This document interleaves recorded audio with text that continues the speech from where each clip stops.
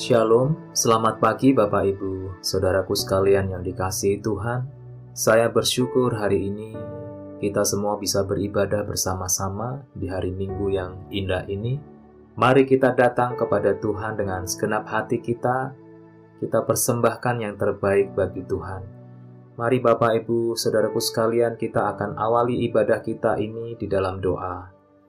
Bapa kami yang bertahta di dalam kerajaan surga, terima kasih buat berkat-Mu di dalam hidup kami, sehingga pagi ini kami bisa bangun dengan kekuatan yang baru. Sungguh oleh karena kemurahan-Mu kami ada hingga hari ini ya Bapa. Terima kasih untuk kekuatan yang terus Tuhan berikan di dalam kehidupan kami, di dalam menjalani hari-hari kami. Karena sesungguhnya tanpa pertolongan-Mu ya Bapa, kami tidak mampu melewati hari-hari kami. Bapa, kami serahkan ibadah kami dari awal hingga akhirnya. Kiranya Tuhan menuntun dan memberkati ibadah kami hari ini. Terima kasih Bapa, kami akan memuji dan meninggikan nama-Mu dengan segenap hati kami, dan mendengarkan kebenaran firman-Mu. Di dalam nama Tuhan Yesus Kristus kami sudah berdoa dan bersyukur. Haleluya. Amin. Bapak, Ibu, saudaraku semua yang dikasihi Tuhan, mari kita akan memuji nama Tuhan. Kaulah harapan dalam hidupku. Biarlah Tuhan saja yang menjadi pengharapan di dalam hidup kita. Haleluya. Bukan dengan kekuatanku ku dapat jalani hidupku, tanpa Tuhan yang di sampingku ku tak mampu sendiri. Engkaulah kuatku, Engkaulah kuatku, yang menopangku, ku pandang wajah-Mu dan berseru, pertolonganku datang dari-Mu.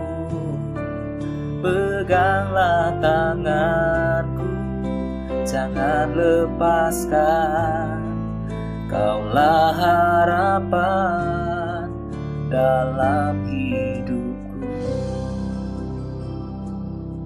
Bukan dengan kekuatanku ya Tuhan, bukan dengan kekuatanku ku dapat jalani hidupku, tanpa Tuhan yang di sampingku ku tak mampu sendiri.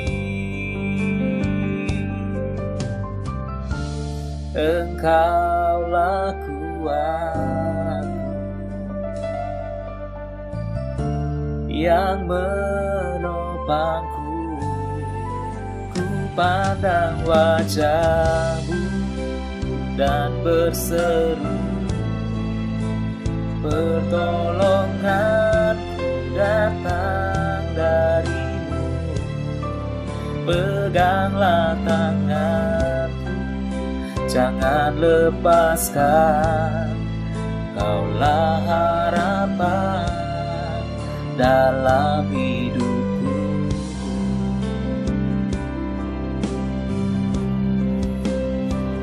Oh, kami bersyukur, Engkaulah sumber pertolongan kami ya Tuhan. Sungguh terbukti kasih-Mu, ku pandang wajah-Mu dan berseru, pertolonganku datang dari-Mu. Peganglah tanganku, jangan lepaskan, Kaulah harapan dalam hidupku. wajah-Mu dan berseru, pertolonganku datang dari-Mu. Peganglah tanganku, jangan lepaskan. Kaulah harapan dalam hidupku. Kaulah harapan dalam hidupku. Kaulah harapan dalam hidupku.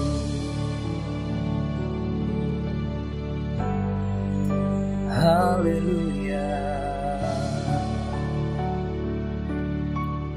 Ya Tuhan, Engkaulah tempat pertolongan kami. Engkaulah tempat perlindungan kami. Bukan dengan keperkasaan dan bukan dengan kekuatan kami, melainkan dengan Roh-Mu, dengan firman-Mu kami bisa hidup ya Tuhan. Haleluya. Mari Bapak Ibu, saudaraku sekalian, 2-3 menit ini kita menyembah Tuhan. Kita agungkan Tuhan. Haleluya, kami bersyukur. Terima kasih, Engkau luar biasa.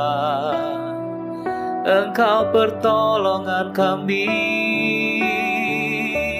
Kota benteng kami, Engkau perlindungan dalam hidup kami. Glory bagi-Mu, kami bersyukur. Kami tinggikan Engkau lebih dari segalanya.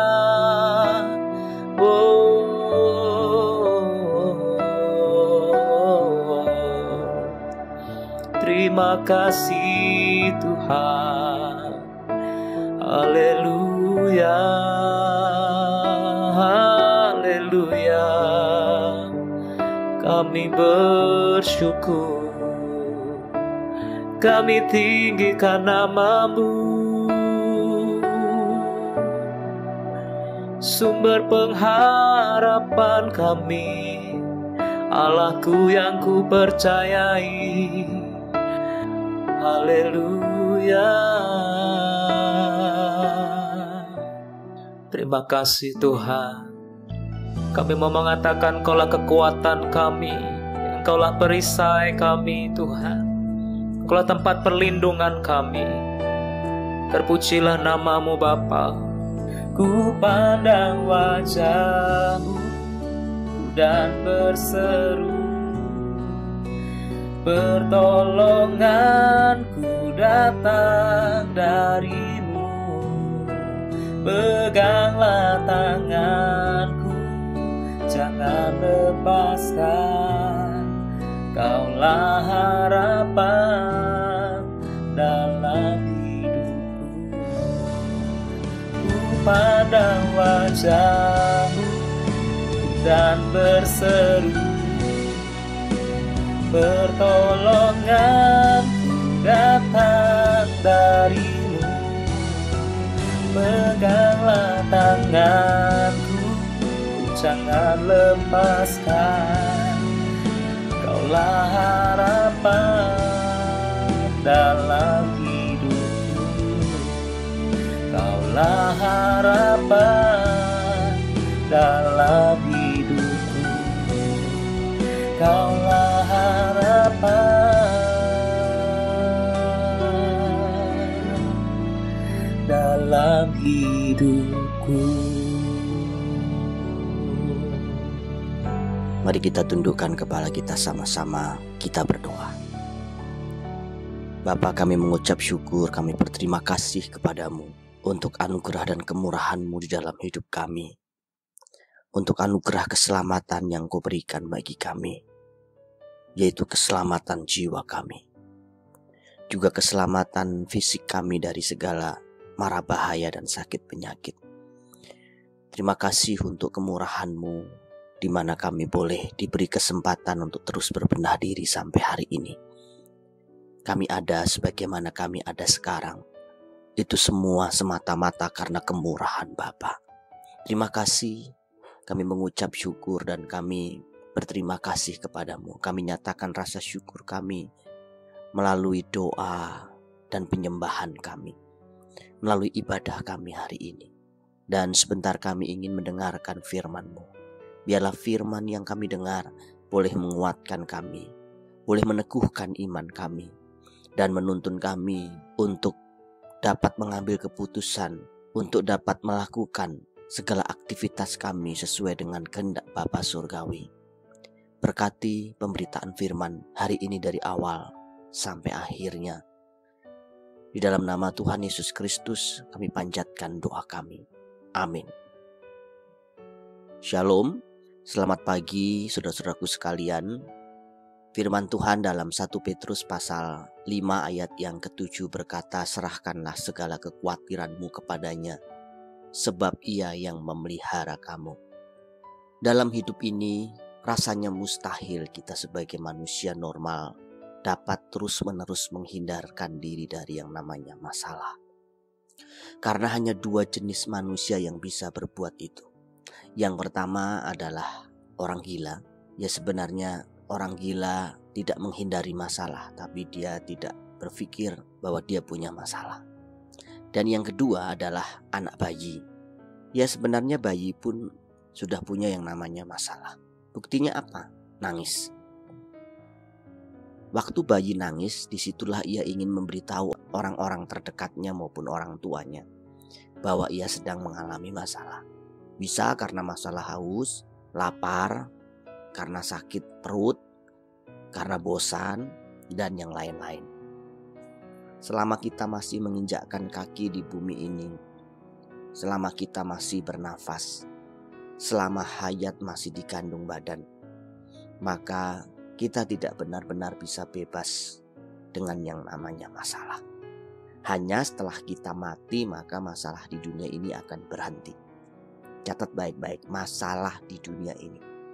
Namun itu bagi mereka yang matinya di dalam Tuhan. Ya kalau kita mati di luar Tuhan, apalagi mati karena menyakiti hati Tuhan dan menyakiti hati sesama kita selama kita hidup di dunia ini, ya kita sedang sebenarnya memasuki satu masalah yang baru, yang lebih besar dan kekal.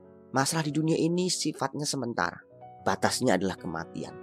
Tapi masalah di dunia yang akan datang setelah kita mati, kita mengakhiri pertandingan hidup di dunia ini, maka penderitaan tersebut adalah penderitaan yang abadi.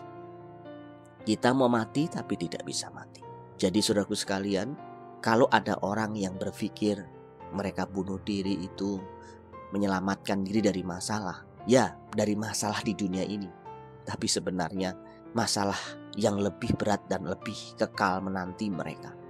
Sebenarnya kasihan juga dengan orang yang bunuh diri ya. Mereka berpikir mereka berhenti dari masalahnya, tapi sebenarnya mereka memasuki satu masalah yang baru yang lebih berat. Hidup ini adalah rangkaian masalah saudara. Satu masalah kita selesaikan, masalah yang lain sedang menunggu kita untuk diselesaikan. Itu sebabnya kecakapan dan ketangguhan kita untuk menyelesaikan masalah harus terus dilatih, karena itu sangat dibutuhkan. Ini bukan soal masalah itu benar-benar akhirnya bisa terpecahkan atau tidak. Karena yang terpenting itu adalah bagaimana akhirnya lewat masalah-masalah yang kita hadapi itu, kita bertumbuh dewasa. Kita menjadi pribadi yang lebih tangguh, lebih baik. Entah masalahnya terselesaikan atau tidak terselesaikan menurut kacamata kita. Nah, setiap kali kita berespon salah terhadap masalah, maka hal tersebut akan melemahkan otot-otot rohani kita. Kita akan semakin memiliki hati nurani yang bermasalah. Kita akan menjadi orang yang gampang marah, mudah tersinggung, sensi, gampang menyalahkan orang atau menyalahkan keadaan, gampang cemburu dengan apa yang orang lain alami, dan masih banyak yang lain lagi. Itu bukti bahwa otot-otot rohani seseorang melemah. Sebaliknya, setiap kita berespon benar dan berusaha menyelesaikan masalah dengan sikap atau cara yang benar, hal tersebut akan menguatkan otot rohani kita. Iman kita juga akan semakin murni dan akan semakin mendewasakan karakter kita. Dari ayat tersebut kita belajar 3 hal penting. 2 halnya saya sampaikan di pertemuan yang pertama dan kedua. Bahwa kita harus pertama-tama mengenali masalah kita dengan baik. Terutama masalah yang membuat kita khawatir, gelisah, panik, cemas. Kita tidak boleh mengasihani diri. Ada orang-orang yang sebenarnya mengalami masalah lebih berat dari kita. Ya, masalah kita mungkin berat, tapi kita tidak boleh mengasihani diri. Kita harus bangkit, harus memotivasi jiwa kita untuk bangkit. Kita juga tidak boleh fokus pada masalah. Semakin kita fokus pada masalah, semakin masalah terasa berat.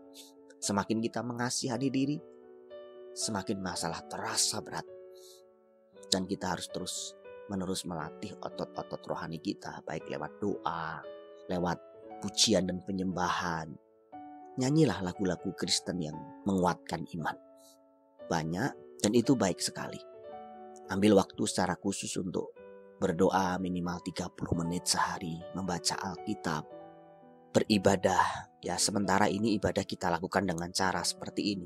Tapi lakukan dengan setia. Saudara jangan meremehkan ibadah. Apapun bentuknya itu, termasuk himbauan saya untuk misbah keluarga. Saya mengingatkan kepada saudara, latih otot-otot rohani saudara sedemikian rupa. Sampai suatu kali ketika saudara menghadapi masalah, saudara tidak menganggapnya lagi itu sebagai satu masalah yang berat. Karena saudara sudah punya yang namanya daya tahan, kekuatan mental dan spiritual untuk menghadapi masalah tersebut. Yang kedua, kita harus belajar berlatih menyerahkan kekhawatiran kita kepada Allah dengan cara yang benar. Ini bukan berarti menyerahkan tanggung jawab.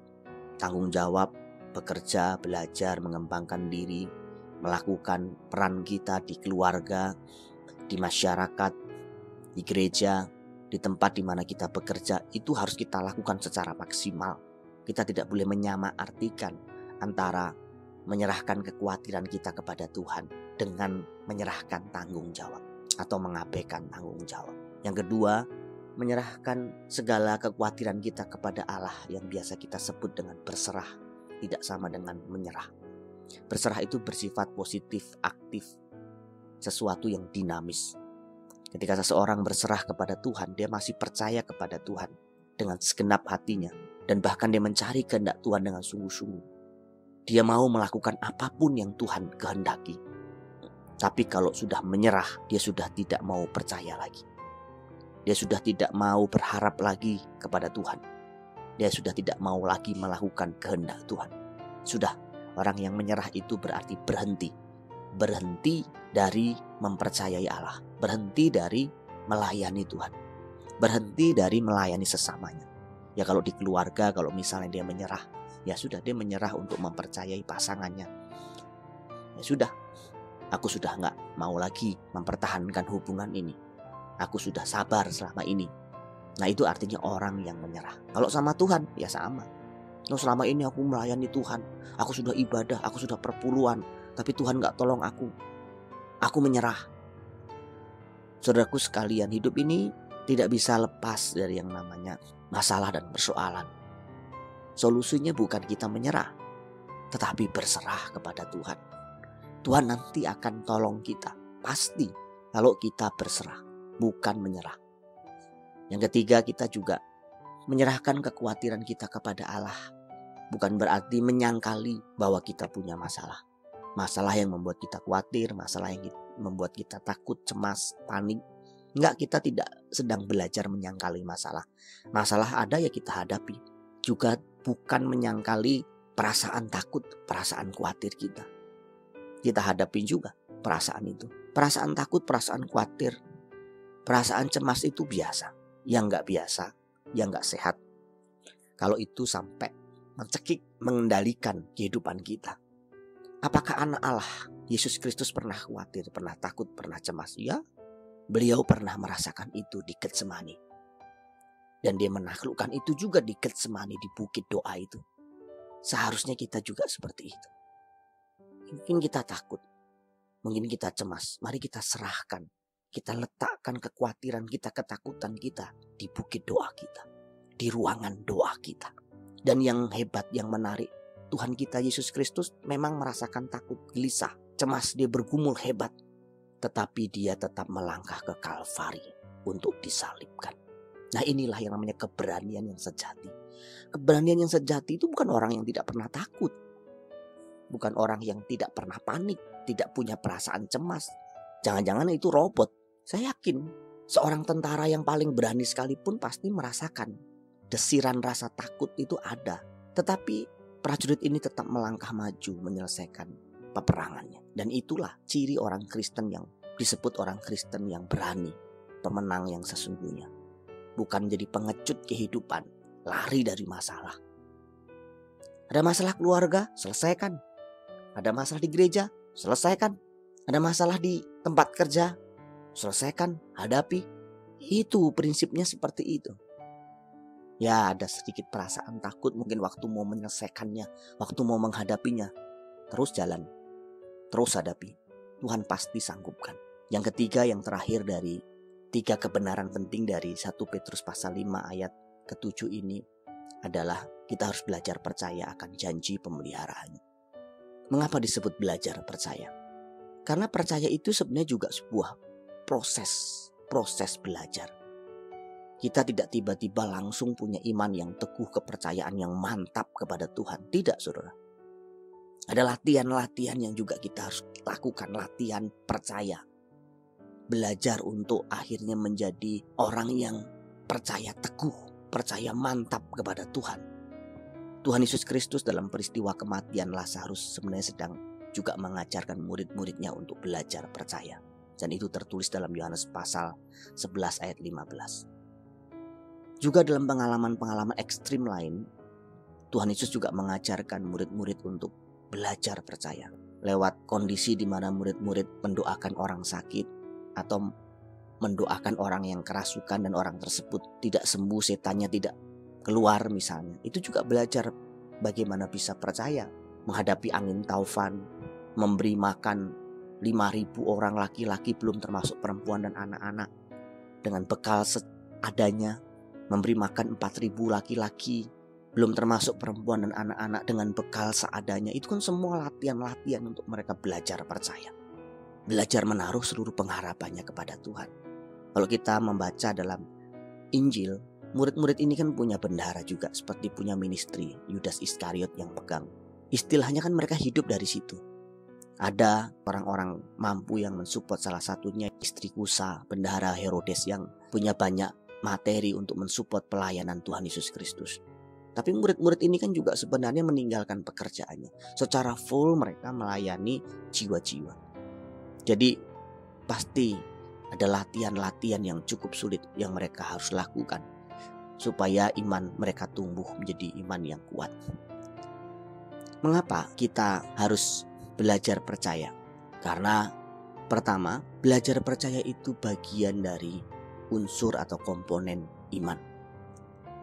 Ada 4 komponen iman, yaitu percaya, mempercayakan, melakukan, dan setia. Saya bahas ini di kelas dasar berakar dengan topik iman yang menyelamatkan. Intinya kita dituntut untuk bukan hanya percaya secara pikiran bahwa Yesus Kristus itu adalah Tuhan kita, tetapi juga harus berani belajar mempercayakan seluruh hidup kita kepada Tuhan. Nah, itu baru iman. Kita tidak bisa disebut sebagai orang beriman kalau nggak ada bukti otentiknya. Dan bukti otentiknya apa? Bukti otentiknya adalah kita percaya kepada Dia dalam segala situasi dan keadaan kita. Kita buktikan ucapan percaya kita lewat perbuatan. Salah satunya lewat kepercayaan total kita kepada Tuhan dalam situasi apapun. Kita tidak dikuasai kepanikan, dikuasai kekhawatiran, dan kita terus menaruh pengharapan kita kepada Dia. Karena banyak orang menyebut dirinya beriman, entah itu dalam bentuk perkataan, tulisan-tulisan. Kalau dia pelayan Tuhan, dia men-sharingkan di komsel, di sekolah minggu, bahkan dalam renungan-renungan, tapi hanya sekedar perkataan. Kenyataan hidupnya jauh berbeda. Waktu menulis status, waktu menguatkan orang lain, waktu menyanyikan lagu-lagu rohani, wow, tampak dia punya iman yang sebesar gunung. Tetapi ketika menghadapi masalah, menghadapi keadaan yang sulit, nampak gunung itu meletus, ambyar. Ibarat prajurit mau perang, dia pakai perlengkapan perang yang kelihatannya lengkap, oke, gagah tampilannya. Tapi baru mau perang, ketika menghadapi medan perang, dia keburu lari, menghindar. Dia menjadi pengecut di dalam pertempuran tersebut. Jangan kita juga menjadi pengecut kehidupan. Kita harus hadapi hidup ini. Yang kedua, mengapa kita harus belajar percaya kepada janji pemeliharaannya? Karena Allah sendiri yang berjanji, bukan manusia. Ada ribuan janji dalam Alkitab. Salah satu janji tersebut adalah janji tentang pemeliharaannya. Dan Allah setia terhadap semua janjinya. Apa yang disampaikannya pasti digenapi. Sebab Alkitab sendiri menjamin itu. Allah setia, Allah tidak menyangkali keberadaannya. Kalau ia berkata A, pasti digenapi A. Dia berkata B, pasti digenapi B. Allah itu bukan manusia yang punya keterbatasan untuk menepati janji.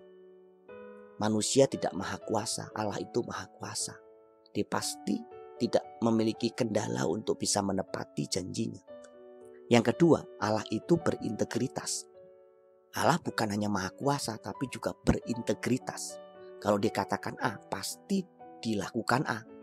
Beda dengan manusia, dikatakan A, dilakukan B. Manusia bisa lupa atau pura-pura lupa dengan janjinya. Tapi Allah tidak mungkin lupa, apalagi pura-pura lupa.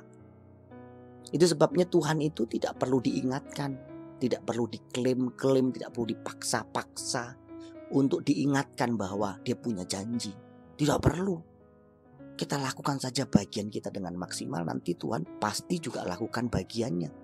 Kita tahu di dalam Alkitab setiap janji itu ada namanya persyaratan atau ketentuan yang berlaku. Termasuk janji pemeliharaan Tuhan ini. Kalau kita membaca dalam Mazmur pasal 55 misalnya, ayat 23, itu kan disebutkan di sana, serahkanlah khawatirmu kepada Tuhan, maka ia akan memelihara engkau. Tidak untuk selama-lamanya dibiarkan orang benar itu goyah. Perhatikan kata orang benar di sana.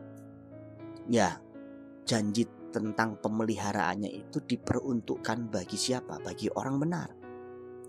Orang benar di sini siapa? Ya, orang yang memiliki persekutuan yang benar, iman yang benar dengan anak Allah.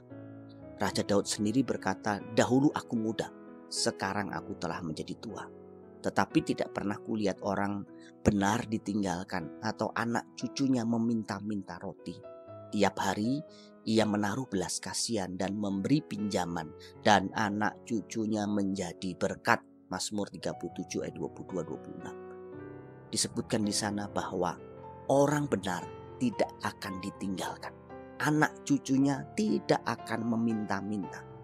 Tiap hari ia menaruh belas kasihan dan memberi pinjaman. Memberi pinjaman itu dianjurkan justru oleh Alkitab. Orang yang bisa punya berkat lebih, memberi lebih atau meminjamkan, silahkan. Tetapi jangan memberi bunga. Kemudian janji lain dalam firman Tuhan disebutkan juga, Allahku akan memenuhi segala keperluanku menurut kekayaan dan kemuliaannya dalam Kristus Yesus. Filipi 4 ayat 19. Catat baik-baik. Akan memenuhi segala keperluanku, bukan memenuhi segala keinginanku. Kita harus bisa membedakan mana yang sebenarnya itu keperluan atau kebutuhan kita dan mana yang sebenarnya hanya keinginan. Ada orang bilang hidup itu sebenarnya murah. Yang mahal itu gaya hidup. Hidup itu sebenarnya murah, yang mahal itu gengsi. Jadi kalau betul-betul itu kebutuhan, bukan karena untuk mendukung gaya hidup kita yang ingin pamer atau ingin membuktikan kepada manusia bahwa kita hebat, kita berhasil, Tuhan pasti cukupkan. Dan itu ditulis di dalam Alkitab. Firman Tuhan juga berkata, carilah dahulu kerajaan Allah dan kebenarannya, maka semuanya itu, apa itu semuanya yang dimaksudkan di sini? Makan, minum, pakaian akan ditambahkan, disediakan, dicukupkan. Ini kebutuhan yang mendesak, kebutuhan pokok. Ya tentu bukan hanya ini saja ya. Ini kan bicara tentang kebutuhan manusia kan, termasuk kendaraan juga kebutuhan, tempat tinggal juga kebutuhan. Pasti Tuhan sediakan. Asal ada asalnya. Kita cari dahulu kerajaan Allah dan kebenarannya. Loh, apa hubungannya cari kebenaran, cari kerajaan Allah ditambahkan? Orang kalau cari kebenaran, orang kalau cari kerajaan Allah, dia diperlengkapi karakter mentalnya juga tanggung jawabnya. Makanya orang yang mengerti firman itu pasti jauh lebih baik. Harusnya ya. Harusnya dia jauh lebih ulet, tekun, karena dia punya iman tabah, karena dia punya nilai-nilai firman yang bisa dia pegang. Kerjanya juga jauh lebih bagus. Dia juga punya integritas, punya sikap penundukan diri yang baik sama atasan dan sebagainya. Kenapa? Karena dia punya firman. Firman mengajarkan semua itu, termasuk rajin. Jadi kalau kita belajar firman yang benar ya, pasti kita dicukupkan kebutuhan makan, minum, pakaian. Dan kalau kita usaha, kita bekerja, Tuhan juga pasti berkati. Asal kita lakukan semua bagian kita dengan penuh tanggung jawab. Pasti Tuhan akan mengenapi firman-Nya. Sekali lagi, tidak usah diklaim-klaim, tidak usah diingatkan. Tuhan pasti ingat. Yang ketiga, Yesus sendiri yang mengajarkan kita berdoa untuk makanan yang secukupnya pada hari ini dalam doa Bapa kami Matius pasal 6 ayat 11. Ingat, yang secukupnya, bukan makanan untuk 1 tahun, 2 tahun, 3 tahun, apalagi sampai 7 turunan. Itu bukan berarti kita gak boleh punya tabungan, gak boleh punya simpanan. Itu secara kiasan yang artinya ya kita harus belajar juga untuk menggantungkan hidup kita setiap hari sama Tuhan. Kita tidak serakah juga. Kalau kita mengerti bahwa hidup ini Tuhan pelihara, Tuhan cukupkan, ya kita belajar untuk mensyukurinya hari demi hari. Karena ada orang ya yang memang tidak bisa belajar bersyukur. Selalu saja kurang. Gaji dari 2 juta, 3 juta kurang. Naik jadi 5 juta kurang lagi. 10 juta kurang lagi. Sudah 20 juta kurang juga. 40 juta kurang. 100 juta kurang juga. Karena setiap kali gaji naik, keinginan juga naik.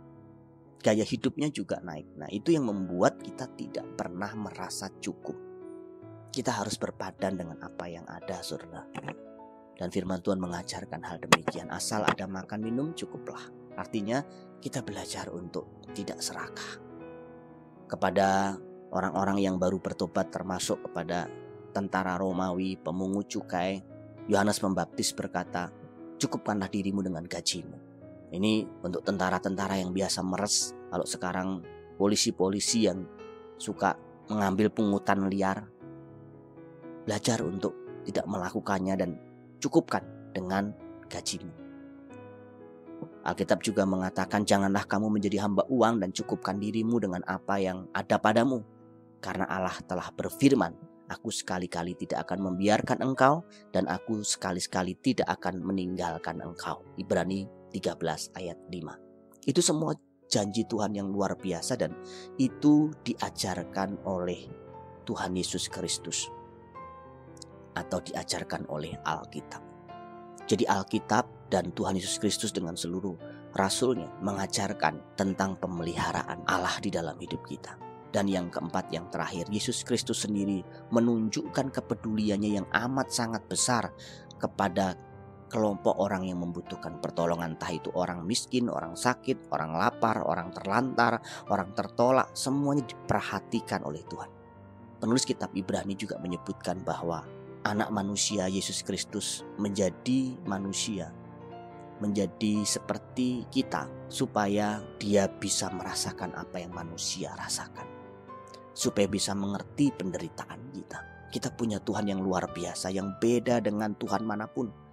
Kenapa? Karena Tuhan kita pernah menjadi seperti kita, merasakan lapar, merasakan sakit, secara fisik lemah, secara fisik merasakan ditinggalkan orang yang dikasih, merasakan yang namanya tertolak, dikecewakan, beratnya usaha dan sebagainya. Karena Tuhan Yesus juga pernah bekerja sebagai seorang tukang kayu. Pasti dia merasakan yang namanya dikomplain sama customer, sama pelanggannya. Jadi Tuhan Yesus itu pasti mengerti betul apa yang kita rasakan. Tidak mungkin dia tidak memelihara saudara dan saya. Pasti dia pelihara, pasti dia mengerti segala persoalan kita. Makanya kan ada lagunya, Allah mengerti, Allah peduli segala persoalan yang kita hadapi, tak akan pernah dibiarkannya ku bergumul sendiri, sebab Allah mengerti. Kita tidak bergumul sendiri, Tuhan bersama dengan kita. Walaupun dalam pertumbuhan atau kedewasaan rohani kita, hal-hal tersebut nanti sudah tidak lagi menjadi isu mayor, isu utama. Itu akan menjadi isu minor kita. Mau ditolong Tuhan, nggak ditolong Tuhan juga nggak membuat iman kita goyah. Tidak membuat kita undur kecewa sama Tuhan atau mengurangi produktivitas kita. Membuat kita akhirnya memilih untuk tidak lagi melayani Tuhan dan sebagainya. Tidak.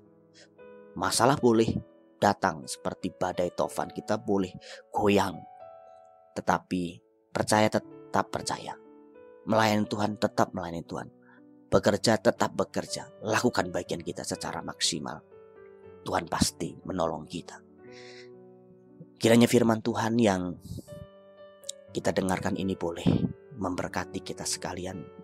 3 hal ini, yang pertama kita harus mengenali masalah kita, yang kedua kita harus menyerahkan masalah atau kekhawatiran kita kepada Tuhan, dan yang ketiga kita harus belajar percaya akan janjinya, janji pemeliharaannya. Tuhan memberkati kita sekalian. Amin.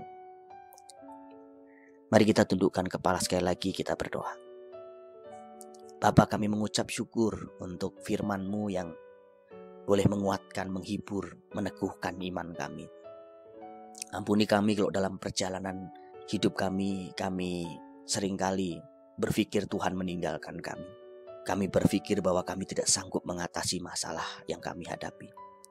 Tetapi firman-Mu menjamin Engkau akan memampukan kami melewati semuanya. Dan ketika respon kami benar, sikap kami benar, kami akan tumbuh menjadi pribadi-pribadi yang lebih kuat, lebih tangguh, lebih dewasa, dan iman kami semakin dimurnikan. Otot-otot rohani juga semakin kuat hari demi hari. Sehingga ketika masalah baru kami hadapi, kami semakin kuat. Kami semakin dewasa dalam bersikap. Terima kasih Bapa. Berkati firman-Mu meteraikan dalam hati kami dan jadikan kami pelaku-pelaku firman yang baik. Di dalam nama Tuhan Yesus Kristus kami panjatkan doa kami. Amin. Bapak Ibu Saudaraku sekalian, ada beberapa hal yang ingin saya informasikan. Yang pertama, bahwa ibadah minggu depan tetap kita lakukan secara online. Kita juga sedang mengusahakan supaya kita bisa memiliki fasilitas untuk kita bisa melakukan ibadah secara live streaming. Kita masih terbatas pada fasilitas dan sedang diusahakan. Yang kedua, saya menghimbau Bapak Ibu, saudara-saudaraku sekalian, kepala-kepala keluarga, ya kalau di rumah anak yang paling besar, yang paling sulung untuk bisa menggerakkan doa bersama di dalam keluarga yang disebut dengan misbah keluarga. Saya berharap ini menjadi lifestyle, menjadi gaya hidup kita semua selama masa pandemi, dan terus sampai pandemi ini selesai pun kita terus bisa melanjutkan sebagai kebiasaan yang baik. Semakin mempererat hubungan keluarga dan sekaligus menjadi sarana untuk keluarga mendekatkan diri kepada Tuhan. Dalam ibadah-ibadah minggu yang kita lakukan seperti ini, saya mendorong, saya menghimbau untuk saudara-saudara sebagai pribadi yang sudah dewasa di dalam Kristus, yang memotivasi keluarganya, anggota keluarganya. Kalau saudara PKS mengingat untuk beribadah, tentu saya tidak juga melarang saudara ibadah mengikuti live streaming gereja lain. Itu hak saudara, tetapi sebagai bentuk komitmen saudara kepada gereja lokal, belajarlah untuk pertama-tama mengikuti ibadah yang kita create, yang kita sediakan sendiri, walaupun dalam bentuknya yang paling sederhana. Kemudian yang ketiga, saya mengingatkan kembali untuk kita saling memperhatikan satu dengan yang lain. Saudara yang kuat menanggung yang lemah. Saudara, dalam masa pandemi seperti ini ada baiknya kita saling memperhatikan, bertanya kabar teman-teman kita satu sama lain, supaya kita bisa setidaknya tahu keadaannya. Kalau kita bisa tolong ya kita tolong. Kemudian saudara yang ingin memberi persembahan syukur saudara atau persembahan untuk rumah Tuhan, rekening gereja selalu dilampirkan di dalam ibadah-ibadah minggu. Kalaupun tidak dilampirkan, sudah bisa melihat di lampiran yang di-share sebelum-sebelumnya. Saya kira itu saja yang perlu saya sampaikan kepada kita sekalian. Dan mari kita akhiri ibadah kita hari ini dengan doa penutup dan doa berkat. Mari kita bersama-sama sekali lagi tundukkan kepala, kita berdoa. Bapa kami yang di surga, kami mengucap syukur, kami berterima kasih kepadamu untuk semua kebaikan dan kemurahan-Mu di dalam hidup kami. Terima kasih Bapa, seluruh rangkaian ibadah yang kami lakukan boleh berjalan dengan baik, dan biarlah nama-Mu dipermuliakan. Kalau sebentar kami akan kembali beraktivitas melakukan seluruh kegiatan kami hari ini, biarlah segala berkat dan anugerah-Mu turun atas kami sekalian. Mari sekali lagi kedangkan tangan-Mu, arahkan hatimu kepada Tuhan dan terimalah berkat Tuhan. Tuhan memberkati engkau dan melindungi engkau. Tuhan menyinari engkau dengan wajah-Nya dan memberi engkau kasih karunia. Tuhan menghadapkan wajah-Nya kepadamu dan memberi engkau damai sejahtera. Berkat itu datang dari Allah Bapa kita di surga, kasih sayang dari Tuhan kita Yesus Kristus, dan pimpinan penyertaan Roh Kudus senantiasa memberkati kita sekalian mulai hari ini sampai Maranatha. Tuhan datang kedua kali. Tuhan memberkati engkau dan melindungi engkau. Tuhan menyinari engkau dengan wajah-Nya dan memberi engkau kasih karunia. Tuhan menghadapkan wajah-Nya kepadamu dan memberi engkau damai sejahtera. Berkat itu datang dari Allah Bapa kita di surga, kasih sayang dari Tuhan kita Yesus Kristus, dan pimpinan penyertaan Roh Kudus senantiasa memberkati kita sekalian mulai hari ini sampai Maranatha. Tuhan datang kedua kali menjemput kita sekalian dalam awan-awan permai. Sama-sama yang diberkati kita berkata, amin. Ibadah selesai, selamat beraktivitas. Tuhan memberkati kita sekalian.